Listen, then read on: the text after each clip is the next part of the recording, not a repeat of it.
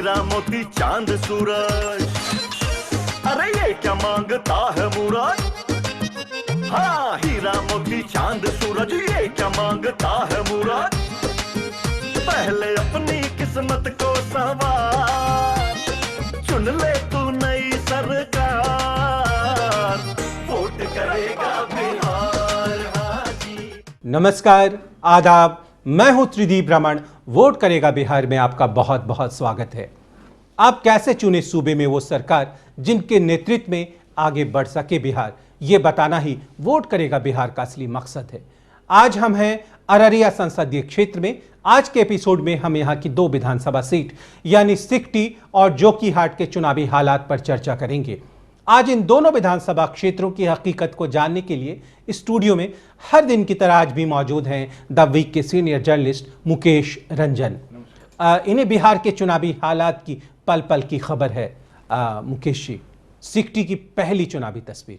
देखिए, सिकटी एक ग्रामीण क्षेत्र है और इस क्षेत्र में एक बात आपको मैं बता दूं, यादव और मुसलमान वोट ये बहुत बड़ा फैक्टर रहेगा। और इसमें यदि महादलित या अति पिछड़ा कोई भी एक जुड़ गया इस वोट ब्लॉक में, तो फिर महागठबंधन, बिकॉज राजद का ये क्षेत्र रहा है, राजद अच्छा यहाँ से सीट निकालती रही है पहले भी, तो राजद के फेवर में और महागठबंधन के फेवर में दिखता हुआ सीट है।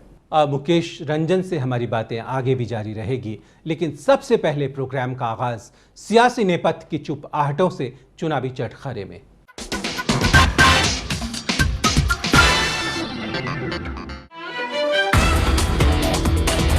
सियासी बियावा में भटक रहे भाजपा के वयोवृद्ध नेता लाल कृष्ण आडवाणी के जन्मदिन को जोरों शोर से मनाने में उनका परिवार, खासकर उनकी पुत्री प्रतिभा आडवाणी खासी दिलचस्पी दिखा रही हैं। इत्तेफाक से आडवाणी का बर्थडे भी उसी 8 नवंबर को है, जिस दिन बिहार चुनाव के नतीजे आने वाले हैं। कायदे से आडवाणी जी के दोनों हाथों में लड्डू है। अगर नीतीश जीतते हैं तो आडवाणी जी के पास खुश होने की अपनी वजह है, क्योंकि नीतीश उनके सबसे पुराने चेलों में शुमार होते हैं। अगर भाजपा के नेतृत्व में एनडीए जीतता है तो औपचारिक रूप से आडवाणी जी के पास जश्न मनाने की वजह है, क्योंकि वे भाजपा के मार्गदर्शक मंडल के एक अहम स्तंभ हैं। चुनांचे इन दिनों प्रतिभा आडवाणी पक्ष विपक्ष के बड़े नेताओं से खुद बात कर रही हैं और उन्हें आडवाणी के बर्थडे पर आमंत्रित कर रही हैं। आमंत्रित होने वालों में कई पूर्व और वर्तमान नौकरशाह और मीडिया कर्मी भी शामिल हैं।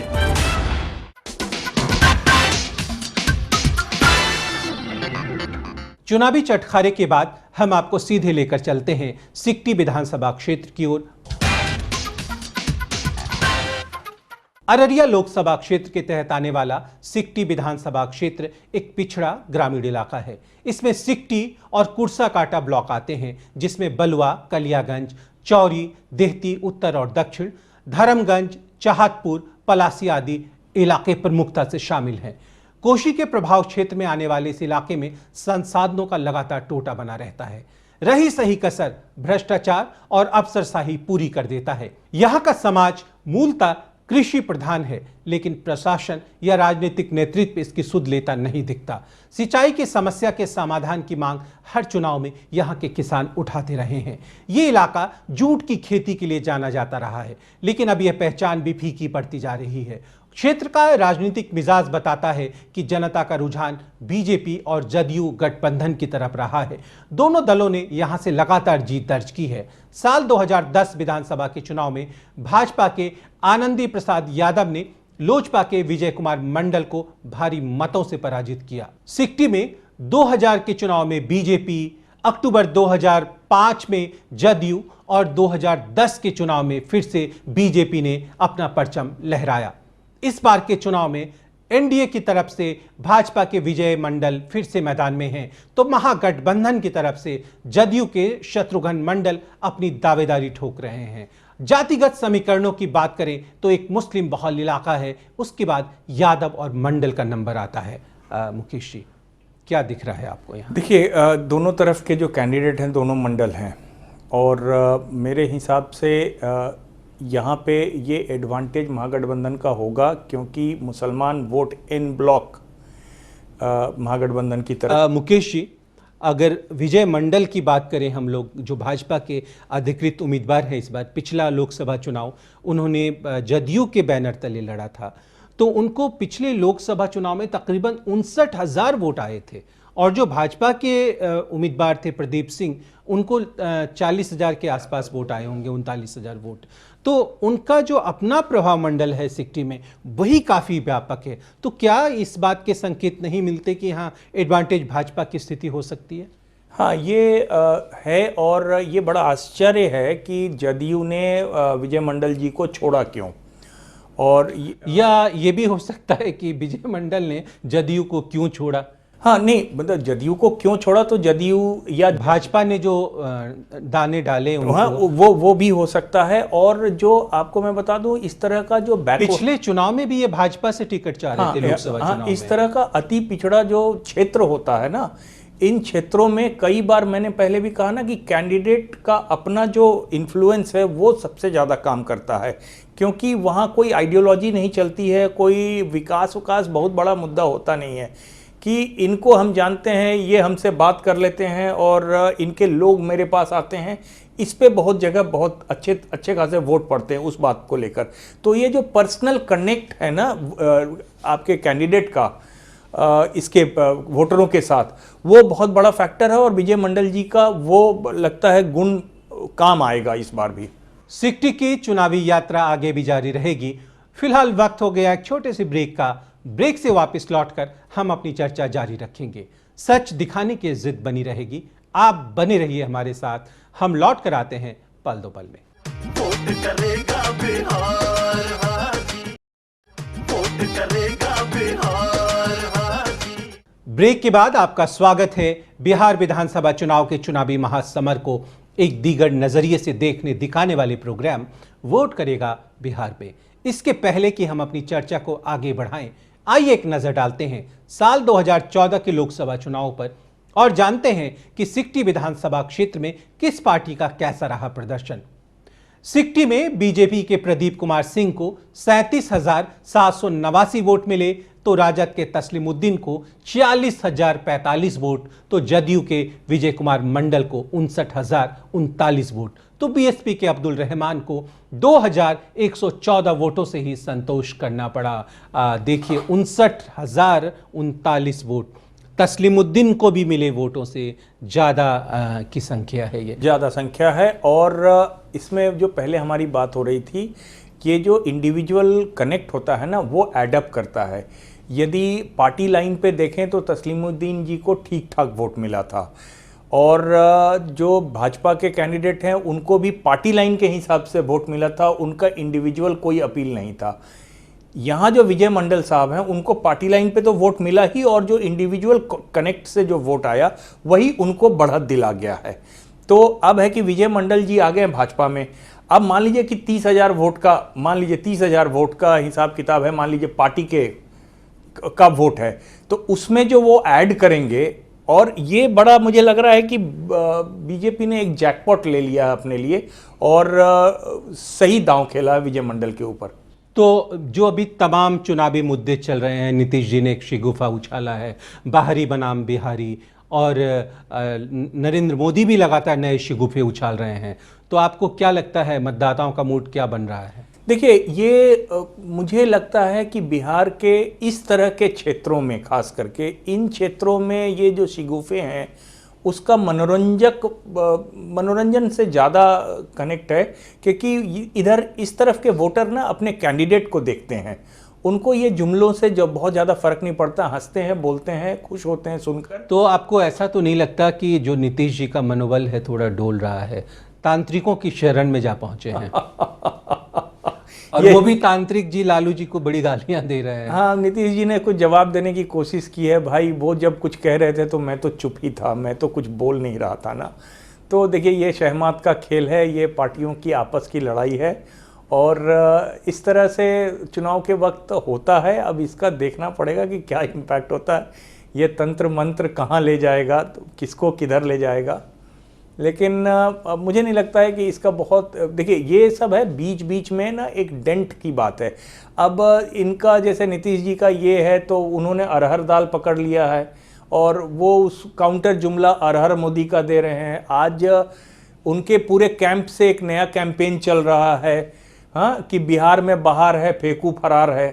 तो ये सब जुमले हैं और इसका एंटरटेनमेंट वैल्यू ज़्यादा है, चुनावी हकीकत से बहुत ज़्यादा लेना देना नहीं है, और चुनाव के माहौल में ये सब अच्छा लगता है। ठीक तो है, आपको सिक्टी की निर्णायक तस्वीर क्या दिख रही है? देखिए, सिक्टी की निर्णायक तस्वीर में विजय मंडल जी यदि भाजपा के कोर वोटर्स के साथ अपने इंडिविजुअल वोट को ले आए तो इनका, और जो कि दिखता है, इनका ट्रैक रिकॉर्ड है कि ये लेकर आते हैं, तो खिंच जाएंगे।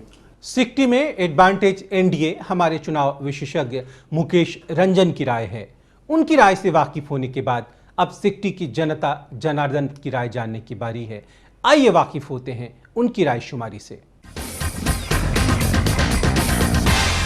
जब से हम देख रहे हैं ये बीड़ी पुल जो है इसी तरह से है, और यहाँ का जान माल का बहुत ज़्यादा खतरा रहता है। पढ़ाई के बारे में तब बुझा जो वो शिक्षा समाप्ति है।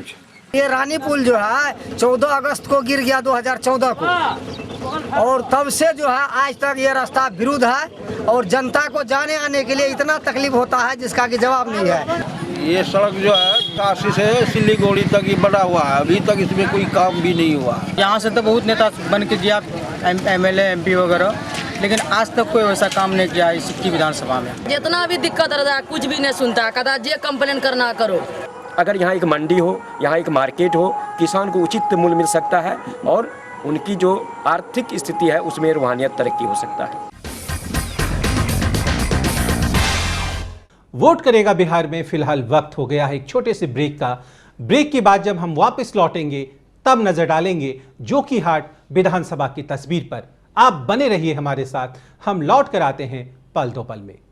वोट करेगा बिहार हाजी, वोट करेगा बिहार हाजी। ब्रेक के बाद आपका एक बार फिर से स्वागत है 2015 के बिहार चुनावी महासंग्राम को एक नई जुबान देने वाले प्रोग्राम वोट करेगा बिहार में।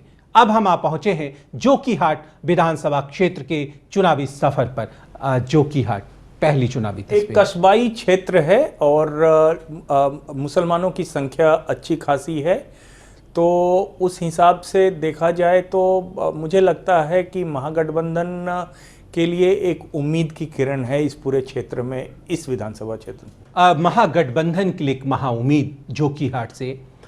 मुकेश रंजन से हमारी बातचीत आगे भी जारी रहेगी। आइए अब आपको सीधे लेकर चलते हैं जोकीहाट विधानसभा क्षेत्र की ओर और देखते हैं यहां की चुनावी तस्वीर। अररिया लोकसभा क्षेत्र के तहत आने वाला जोकीहाट विधानसभा क्षेत्र सीमांचल का एक पिछड़ा ग्रामीण इलाका है। इस ब्लॉक के तहत बाराकुंबा, भीखा, नकटा, खुर्द, पाकरी, रामनगर, मजलिसपुर, मियापुर आदि इलाके आते हैं। यहां विकास के सिरे तलाशना बड़ी चुनौती है। हर तरफ अव्यवस्था का आलम है, सिस्टम काम करता दिखता नहीं। क्षेत्र की जनता की निर्भरता कृषि पर ज्यादा है, लेकिन खेती किसानी की चुनौतियां कम होने का नाम नहीं ले रही। खाद बीज की कालाबाजारी आम बात है। प्रकृति की मार का मरहम लगाने कोई नहीं आता। बिजली इस इलाके में एक सपने की तरह है। गरीब जनता को सरकारी योजनाओं का लाभ नहीं मिल पाता। प्रशासन और राजनीतिक नेतृत्व का उदासीन रवैया साफ झलकता है। जब राजनीति का आधार ही जाति धर्म बन जाए तो विकास की बात बेमानी लगने लगती है। पिछले कुछ चुनाव के रिकॉर्ड बताते हैं कि इस क्षेत्र में राजनीतिक मुकाबला मुख्यतः जदयू और राजद के बीच रहा है। हालांकि जदयू की स्थिति ज्यादा मजबूत रही है। साल 2010 के विधानसभा चुनाव में जदयू के सरफराज आलम ने अपने निकटतम प्रतिद्वंदी निर्दलीय अब्दुल मतीन राही को पराजित कर यहां तीर की रफ्तार कायम रखी थी। मुकेश जी, जदयू का गढ़ माना जाता है। देखिए, वही हुआ कि जदयू और राजद में जहां जहां डायरेक्ट फाइट अब तक रहा है पहले, उसमें यही हुआ कि जदयू ने राजद के मुस्लिम वोट में सेंध मार ली और जदयू ने राजद के जो पूरे एक जो यादव समेत जो ओबीसी ब्लॉक जो बैकवर्ड का एक ब्लॉक था और दलित और बैकवर्ड मिलकर वोट करते थे, वहाँ सेंध मारी और उस हिसाब से एक ब्लॉक बनाया था जदयू ने अपने फेवर में। तो ये जो मुस्लिम में सेंध किया, और तो बटा हुआ मुस्लिम पूरे यादव के साथ कंप्लीट नहीं होता है, तो उस हिसाब से जदयू को एडवांटेज मिलता रहा। अब इस बार के चुनाव में बड़ा ये इंटरेस्टिंग है कि अब जदयू राजद एक साथ हैं, तो जदयू राजद के एक साथ आने के कारण जो मुस्लिम में डिवाइड होता था वो बंद हो गया। पहला तो एकदम क्लियर है, यादव सॉलिडली खड़ा है राजद के साथ। अब है कि जो दलित, जो महादलित है और जो ईबीसी है, जो इस कॉन्स्टिट्यूएंसी में आपको अच्छी खासी संख्या में हैं लोग, तो ये लोग यदि अग्री जातियों के साथ चले गए तो एनडीए के हिसाब बैठ जाएगा। तो एनडीए का हिसाब बैठने पे पूरा बैठता हुआ दिखता नहीं है, क्योंकि ये जो संख्या है ना, मुसलमान, यादव और कुछ, मान लीजिए कि पूरा का पूरा ईबीसी नहीं चला जाएगा, पूरा का पूरा महादलित नहीं चला जाएगा। क्योंकि जैसे एक खबर अभी चली है हाल फिलहाल में, अभी अमित शाह जी ने एक रिपोर्ट भी दिया है केंद्रीय नेतृत्व को, खास करके आरएसएस के आला अधिकारियों के साथ और प्रधानमंत्री के साथ बैठक में, कि मुसलमान नहीं है, यादव नहीं है हमारे साथ, और कुछ एक जातियों को जोड़ के उन्होंने बोला 35% महागठबंधन, मुसलमान, यादव और कुर्मी, हाँ, वो इसको जोड़कर उन्होंने 35% उधर है, पूरा 65% हमें वोट दे रहा है। अब वो कहते हैं अग्री जाति में पूरा का पूरा जो 12-14% का अग्री जाति है वो पूरा वोट करेगा। मुझे तो अभी भी सवाल या निशान है कि राजपूत वोट नहीं कर रहा है भाजपा को। तो मेरे कहने का मतलब वापस आते हैं हम इस कॉन्स्टिट्यूएंसी पे, तो आपको मैं बता दूं कि नहीं, ये सार्वभौमिक रूप से सत्य नहीं है ये बात, क्योंकि कुछ हलके हैं जहां वो राजद के लिए खड़ा है, लेकिन कई हलकों में वो एनडीए गठबंधन के साथ भी राजपूत। देखिए, राजपूतों का एक बिहेवियर रहा है कि राजपूत कैंडिडेट देखता है, और राजपूत कैंडिडेट देखता है तो आप देखेंगे कि इस बार भाजपा ने सबसे ज्यादा कैंडिडेट तो भाजपा ने दिया है, राजपूत कैंडिडेट सबसे ज्यादा। लेकिन क्या है, जो कद्दावर नेता हैं बिहार के, जो बड़े नेता हैं राजपूतों के, जो जैसे जगदा बाबू हैं या रघुवंश बाबू हैं या प्रभुनाथ सिंह हैं, वो सब अभी महागठबंधन के साथ खड़े हैं ना, तो वो भी अपने, इनके पास भी राजपूतों के नेता हैं, राधा मोहन सिंह हैं, राजीव प्रताप रूढ़ी हैं, तो ऐसा नहीं है कि इनके पास नेताओं की कोई कमी है। चलिए, ये बात हम आगे देखेंगे। इस बार के चुनाव में महागठबंधन की तरफ से जदयू के सरफराज आलम फिर से मैदान में हैं, तो ही एनडीए की तरफ से हम की ज़ेवा खातून जोर लगा रही हैं। देखिए, भाजपा को लगता है जहां वो खुद कुछ नहीं कर पाएंगे वहां अपनी सहयोगियों को वो सीट देना पसंद। तो मैं वही कह रहा हूं ना कि ये बहुत नेचुरल सीट है महागठबंधन का, जो मैं शुरू से कह रहा हूं कि कितने भी समीकरण आप लगा लो, और हम का जो मुस्लिम कैंडिडेट है या लोजपा का मुस्लिम कैंडिडेट है या भाजपा का जो मुस्लिम कैंडिडेट है, वो उतना क्रेडिबल नहीं माना जाता है, क्योंकि वो एनडीए गठबंधन के साथ है बनिस्बत की महागठबंधन का एक मुस्लिम कैंडिडेट जो होगा। पर कई जगह, जैसे आपके ये सीमांचल क्षेत्र में कई जगह पप्पू यादव के कैंडिडेट होने के कारण ना एडवांटेज दिखता है बीजेपी को, पर इस कॉन्स्टिट्यूएंसी में यह महागठबंधन की तरफ जाता हुआ सीट है। इससे पहले कि हम अपनी चर्चा को और आगे बढ़ाएं, आइए एक नजर डालते हैं 2014 में संपन्न हुए लोकसभा चुनाव में जोकीहाट विधानसभा सीट की तस्वीर पर। जोकीहाट में बीजेपी के प्रदीप कुमार सिंह को 29,436 वोट मिले, तो राजद के तस्लीमुद्दीन को 92,575, जदयू के विजय कुमार मंडल को 16,836, तो बीएसपी के अब्दुल रहमान को मात्र 2,825 वोटों से ही संतोष करना पड़ा। देखिए, 92,000 वोट लेकर आए तस्लीमुद्दीन जी यहाँ से, और उनकी प्रतिष्ठा यहाँ अब की बार दाव पे है। उनके बेटे सरफराज आलम मैदान में उतरे हुए हैं, हाँ, जो कि एक बार के विधायक हैं। हाँ, तो प्रतिष्ठा में कोई चैलेंज है नहीं। आप तीनों लोकसभा के प्रत्याशियों का नंबर जोड़ लीजिए तो भी तस्लीमुद्दीन के पास ज्यादा नंबर है, ठीक है। तो और ज़ेवा खातून जो है, एकदम सेफ सीट है तस्लीमुद्दीन के लिए, ये पर्सनल सीट है और ये एक सेफ सीट है, तो इसलिए उन्होंने बेटे के साथ दांव खेला है, बेटे को एस्टैब्लिश कर लेंगे। ज़ेवा खातून के जो पति हैं, पतिदेव हैं, वह अभी भी एमएलसी हैं जदयू के टिकट पर। ठीक बात है, लेकिन जदयू के कई लोग हैं अंदर में अभी भी, जैसे कई लोग तो पार्टी छोड़कर नहीं गए हम के साथ, क्योंकि एमएलसी का तो चुनाव हो नहीं रहा था, तो उनके अभी टर्म बचे हुए हैं, इसलिए वो पार्टी छोड़ के नहीं गए हैं। पर बहुत सारे ऐसे जदयू में नेता हैं जो कि हम में मांझी के सिंपैथाइजर रहे हैं, तो उस सिंपैथी के तहत ना वो हम के नेचुरल कैंडिडेट बन जाते हैं, उनके परिवार के लोग। वो खुद तो नहीं बनेंगे क्योंकि एंटी डिफेक्शन लॉ लग जाएगा और फिर उनका एमएलसी छिन जाएगा। हाँ, इनके पति जो है मंजर आलम, तो काफी सक्रिय होकर काम करेंगे ही। तो अब है कि अभी चुनाव के वक्त तो उनके ऊपर कोई एक्शन भी नहीं लिया जाएगा, अभी तो वो काम करेंगे, और पत्नी किस क्षेत्र से, किस पार्टी से चुनाव लड़ रही है, इसका तो कोई कानून में कोई प्रॉब्लम है नहीं, तो इसलिए वो ठीक है।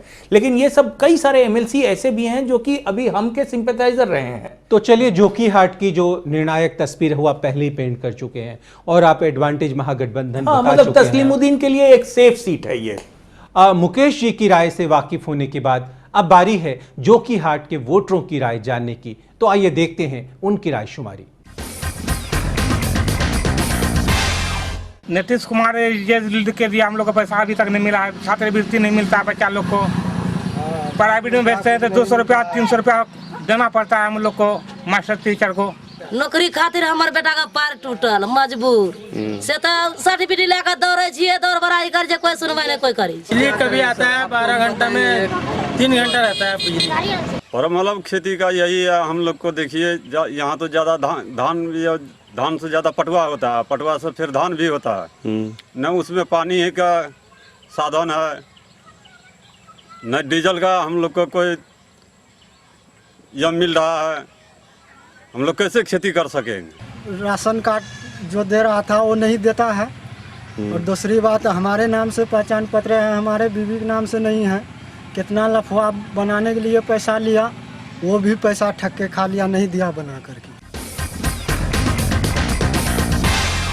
आज के एपिसोड में बस इतना ही। हमारा ये प्रोग्राम पसंद आ रहा हो तो लिखें या मेल करें, SMS करें या हमें फ़ोन करें। आपके सुझावों का बेसब्री से इंतजार रहेगा। आज बस इतना। कल फिर होती है मुलाकात इसी वक्त, इसी चैनल पर, सच दिखाने की इसी जिद के साथ। वोट करेगा बिहार के एक नए एपिसोड में। तब तक के लिए मैं त्रिदीप रमण अपने साथी मुकेश रंजन और NTI मीडिया की पूरी टीम के साथ आपसे अनुमति चाहता हूं। नमस्कार। आज के एपिसोड में हम यहां की 2 विधानसभा सीट यानी धमधा और कोढ़ा के चुनावी हालात पर चर्चा करेंगे। हीरा मोती चांद सूरज, अरे ये क्या मांगता है मुराद।